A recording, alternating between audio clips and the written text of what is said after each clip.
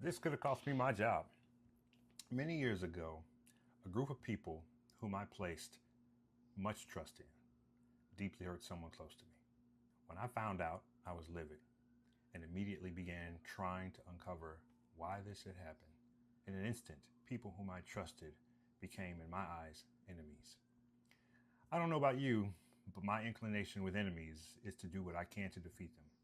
I don't mean simply win a battle. I'm talking about winning the entire war. But God, in His grace, provided me with wise men to help me process my thoughts and emotions, clarify available facts, share with me from their own lives, and guide me towards more productive long-term courses of action. I listened to them, and in doing so, I unintentionally avoided a potential disaster. The likely loss of my job a few months before the birth of my second child, and a few weeks before COVID shut the whole world down. Obviously, none of us knew the second was coming, but God did. However, the trust I once placed in the group I mentioned earlier was gone. This made my necessary ongoing engagement with some of them very difficult. How I saw them changed, how I thought about them changed, how I behaved around them changed. And over time, I changed, and not for the better. I didn't realize it at the time, but when the hurtful event took place, I began to lay down my freedom to see, think, and act in a way that honors God and replace it with chains of resentment and self-centeredness.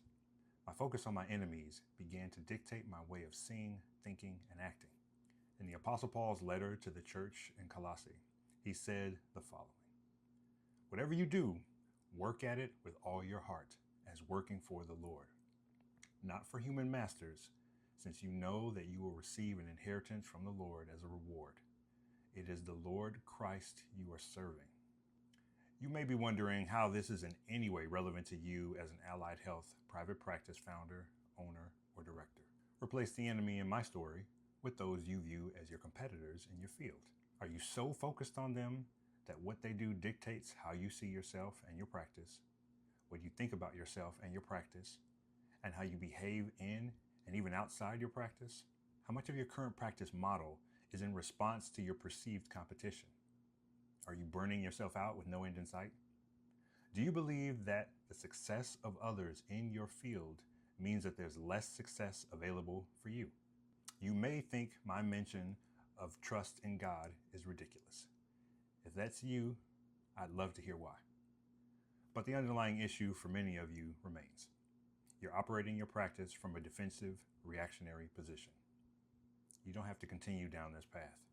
There's another way of seeing, thinking, and acting that's available to you. I'll dig into that in my next video. Subscribe and turn on notifications so you know when the next video drops. My name is Bryan, and I help allied health founders become the obvious choice without trying to serve everyone.